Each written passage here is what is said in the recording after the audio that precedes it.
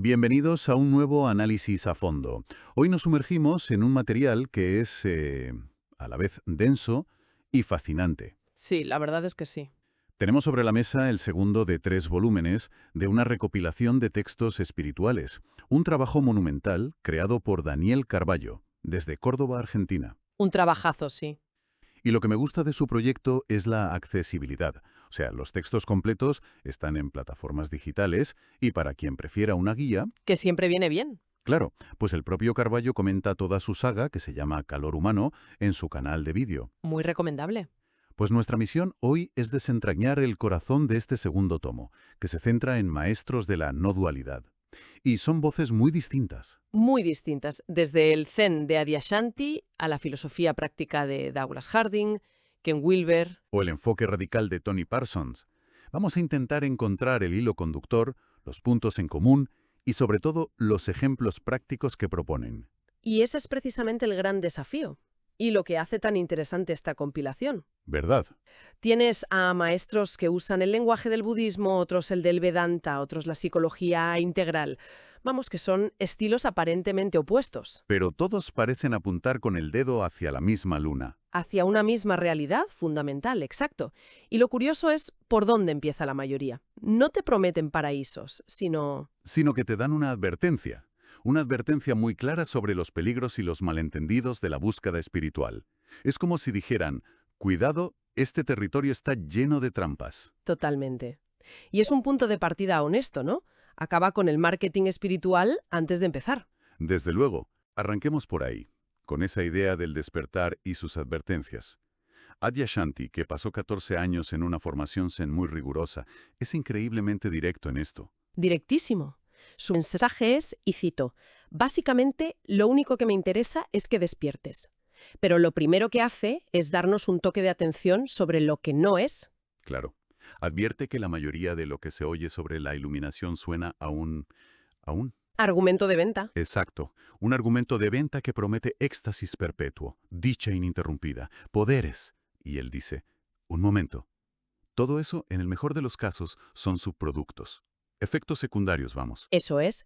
Pueden ocurrir o no, pero no son la esencia. Y buscar los subproductos es la forma más segura de perderse. Porque es el ego el que quiere obtener ese estado placentero. Justo. Es la trampa perfecta, porque la búsqueda de un estado mantiene vivo al buscador, que es precisamente la ilusión que se pretende disolver. Claro, es como ir a la montaña no por la experiencia, sino para hacer la foto para Instagram. Te pierdes lo principal. Exactamente. Y Adyashanti lo sabe por experiencia propia. Describe su despertar no como un flash celestial, sino como una serie de comprensiones. Ujú. Primero sintió esa unidad total donde, en sus palabras, el que veía la pared y la pared eran la misma cosa. Pero lo fascinante es lo que vino después. Sí, porque tras esa experiencia de unidad, que muchos considerarían la meta final, vino una segunda realización, aún más profunda. ¿Cuál fue? La conciencia se liberó incluso de esa identificación con la unicidad. Se dio cuenta de que la conciencia había estado identificada con formas, un cuerpo, una mente, una historia, incluso un estado de unidad, durante, incontables vidas. Vaya. Y de repente era simplemente libre, sin forma. Su conclusión, después de 14 años de Zen, es demoledora y genial. Dila. Vaya, acabo de despertarme del Zen. Es una idea potentísima, casi paradójica. La herramienta que te lleva a la orilla del río no puede cruzar contigo. Exacto, el mapa no es el territorio. Y cualquier istmo, incluso el Zen, puede convertirse en la última jaula dorada. Y si la advertencia de Adyashanti es potente, la de otros en la compilación es directamente brutal.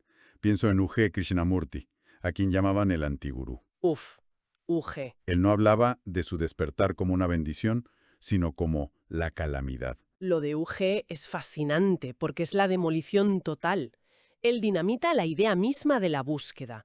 Su afirmación central es que la búsqueda de la iluminación es la única cosa que se interpone en el camino. Es una frase muy fuerte. Y es que para él, conceptos que damos por sentados como la mente, el alma, el ego, son invenciones culturales. Sin una realidad biológica. Y entonces, ¿qué queda tras la calamidad? Pues no queda un ser iluminado. Queda simplemente un funcionamiento natural del ser puramente biológico. Un organismo que responde estímulos sin el filtro de un yo que piensa. Esa idea de dejar de buscar es el núcleo de todo, ¿no? Pero es un mensaje muy duro de asimilar para la mente, que siempre quiere hacer algo, conseguir algo. Claro. Supongo que por eso a Tony Parsons, que lleva esta idea al extremo en un lenguaje muy occidental, le apodaban el Terminator. Es un apodo perfecto. El mensaje de Parsons es de una simplicidad radical y, por eso mismo, muy confrontador. ¿En qué sentido? Él lo despoja de toda terminología hinduista o budista. Habla del despertar como el fin del sueño de la separación. Y no es algo que le ocurre a una persona. Ah, aquí está la clave. De hecho, su frase clave es la que más choca. Nadie deviene iluminado. La idea es que la persona, el yo separado que busca, es el protagonista del sueño. Y el despertar no es que ese personaje gane un premio. No, el despertarse el colapso de la creencia en ese personaje. Simplemente se ve que nunca existió como una entidad separada. Entonces, todos estos maestros, desde el más metódico como Adyashanti hasta el más radical como Parsons, nos están diciendo lo mismo. Cuidado, lo que crees que buscas probablemente no existe. Exacto. El objetivo no es un yo mejorado, más feliz o más pacífico. Se trata de un cambio fundamental en la propia identidad. Y esto me lleva a la siguiente pregunta lógica. A ver, Si no se trata de pensar más, ni de creer en algo nuevo, ni de alcanzar un estado, ¿cómo se investiga esto? Y aquí es donde las fuentes se ponen realmente interesantes y prácticas. exacto. Si no es un proyecto de la mente, tiene que ser una investigación de la experiencia directa. Y varios de estos maestros proponen experimentos o métodos que son increíblemente simples. ¿Como el de Douglas Harding? Quizás el más famoso y visual, el de Douglas Harding. Sí, el experimento de no tener cabeza. Es de una sencillez que desarma. Él cuenta que estaba caminando por el Himalaya y de repente tuvo una revelación. Se dio cuenta así, de repente. Se dio cuenta de que, desde su propia experiencia, no tenía cabeza. Y esto no es una metáfora poética, ¿eh? No, no, es una invitación a un ejercicio de atención que cualquiera puede hacer ahora mismo. Es tan simple como mirar hacia abajo. Ves tu torso, tus piernas, tus manos. Pero en el lugar donde los espejos y las fotos te dicen que hay una cabeza, ¿qué encuentras en tu experiencia directa? No encuentras una cabeza, encuentras el mundo. Encuentras tus zapatos, el suelo, el paisaje, lo que sea que esté frente a ti. O sea que no eres una cosa aquí dentro mirando a un mundo allá afuera. No, eres este espacio abierto, vacío y consciente en el que todo el mundo aparece. Es un experimento genial porque no puedes pensar para llegar a esa conclusión.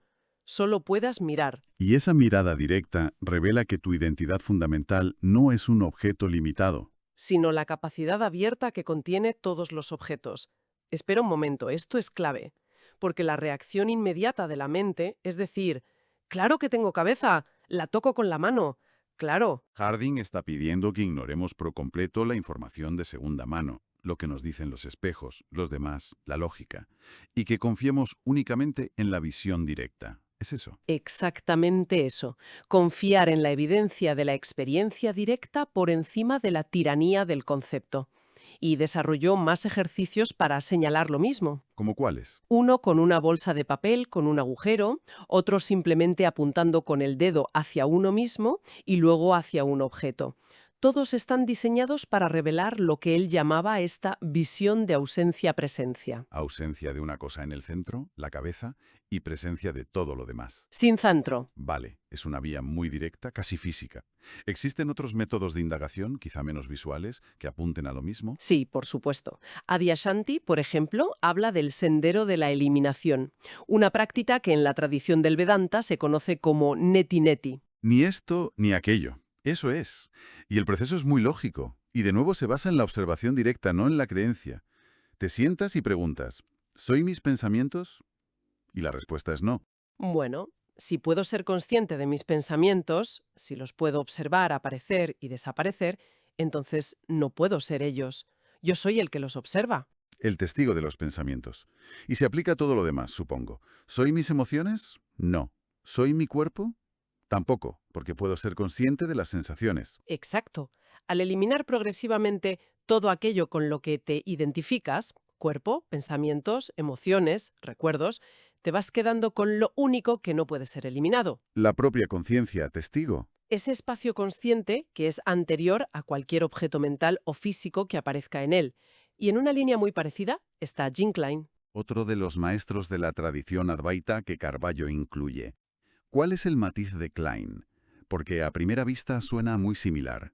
El matiz es su énfasis en lo que él llama observar imparcialmente los procesos de la mente en acción.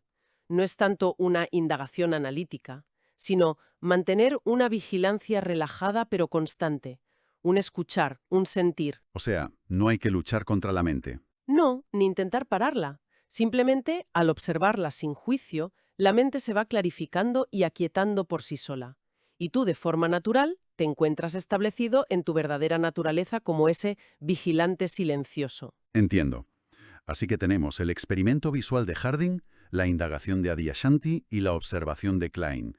3 caminos que parecen llevar al mismo sitio. A dejar de identificarte con los contenidos de la experiencia y descubrirte como el contenedor. Pero, y aquí viene la pregunta clave, ¿no sigue siendo eso una dualidad? Todavía parece haber un yo que observa y un mundo que es observado. Has dado en el clavo. Ese es el salto final. ¿Cómo se resuelve esa separación? Es ahí donde entra el concepto de no dualidad. Esa es la cuestión. Todos estos métodos te llevan a descubrirte como el testigo, pero ese puede ser el último escondite sutil del ego. Yo soy la conciencia testigo. Claro. La no dualidad es el colapso de esa última barrera. Y aquí es donde Ken Wilber, a quien apodan el Einstein de la conciencia, es muy claro. ¿Qué dice Wilber? Él lo resume de una forma muy directa. Usted ya está iluminado. El trabajo no es alcanzar algo que no tienes, sino darte cuenta de lo que ya eres. ¿Y cómo describe él ese colapso del testigo? Para Weaver, en cierto momento, ese testigo, esa sensación de ser un observador separado, simplemente se disuelve. Su cita, que resume toda la experiencia, es maravillosa. A ver. Ya no contemplo entonces la montaña, sino que me convierto en la montaña. Uf, qué potente. El sujeto que percibe y el objeto percibido se revelan como una sola cosa. No hay un yo aquí y una montaña allí. Solo hay, por así decirlo, montañando. Wilber lo llama una experiencia de un solo sabor. Un solo sabor. Es una expresión muy evocadora. Y esta misma idea, en un lenguaje quizás más estructurado, la explican muy bien María Luisa Cano y R. Malak, del portal No Dualidad Hispanoamérica. Sí, su modelo es muy útil para la mente occidental. Proponen que normalmente nos percibimos a través de 3 ventanas: el cuerpo, la mente y la emoción. Y nos identificamos con la personita que se asoma por esas ventanas. Eso es. Pero la realidad, dicen ellos, es que somos la consciencia no dual en la que todo ese tinglado, la persona, las ventanas y el mundo, aparece y desaparece. La mente es la que crea la dualidad. Por su función natural de analizar y dividir, sí, pero es una ilusión funcional. Su metáfora principal es que la conciencia es como un espejo. Esa analogía del espejo es muy potente. Me recuerda cuando uno está totalmente absorto en una película. Olvidas que estás en el sofá. Olvidas que eres tú. Y por un momento te conviertes en la acción misma. La película es solo un reflejo en la pantalla, pero crees que eres el reflejo. Es una analogía perfecta. El espejo simplemente es y permite que todas las imágenes, bellas, feas, tranquilas, violentas, aparezcan en él sin que el espejo se convierta en ninguna de ellas. Ni resulte dañado o manchado. Exacto. La ilusión es creer que somos uno de los reflejos en lugar del espejo mismo. Y para terminar de aterrizar esta idea, que puede sonar muy abstracta, hay otra voz en la compilación, Patria Hernández, que usa una analogía que me parece brillante, La del sueño. la del sueño. Es universal. Es probablemente la mejor analogía que existe para la no dualidad. Explícala, porque es realmente clara. Cuando estás soñando, parece ser un personaje dentro del sueño. Sientes que estás en su cuerpo, vives sus aventuras. La separación se siente absolutamente real. Totalmente. Pero en realidad, ¿qué eres? Eres el espacio consciente donde aparece el sueño completo. Eres el personaje que crees ser, sí, pero también eres el vecino, la casa, la taza de té que te tomas, Todo está hecho de la misma sustancia. la consciencia del soñador. No hay una separación real entre la taza de té y tú. Y lo potente de esa analogía es que todo el mundo ha tenido la experiencia de despertar. En el sueño, el peligro, la alegría, todo se siente 100% real. Pero abres los ojos y se acabó. Y es obvio e inmediato que todo era una sola manifestación de tu propia consciencia, pues la enseñanza de la no dualidad sugiere que esta vida de vigilia funciona exactamente igual. Creemos ser el personaje, pero en realidad somos la conciencia en la que aparece todo el espectáculo. Exacto. Pues con esa imagen tan clara creo que hemos tocado la esencia de este segundo volumen de Daniel Carballo. Si recapitulamos, a pesar de las diferentes aproximaciones, todos los maestros apuntan a lo mismo. A un cambio fundamental de identidad. De ser un personaje en el mundo a ser el espacio en el que el mundo aparece. Y lo más importante, que no es una filosofía en la que creer, sino una invitación a la investigación directa. A la propia experiencia. Exacto. Para quien quiera profundizar, la obra de Daniel Carballo, Tesis, Libros Espirituales en Español, está disponible en todas las plataformas y su canal Calor Humano ofrece más contexto. Y para cerrar, me gustaría dejar una reflexión provocadora que surge de todo esto. Adelante. Todos estos maestros, de una forma u otra, sugieren que la realidad, la iluminación, no es algo que se alcanza en el futuro, sino algo que ya es, aquí y ahora. En este preciso instante, Si eso es remotamente cierto, entonces la pregunta crucial no es ¿cómo llego a ella? La pregunta es ¿qué estoy pasando por alto ahora mismo? muy buena pregunta. Si el propio esfuerzo por entender, lograr o llegar fuera el único velo que parece ocultar lo que ya está aquí, evidente y presente.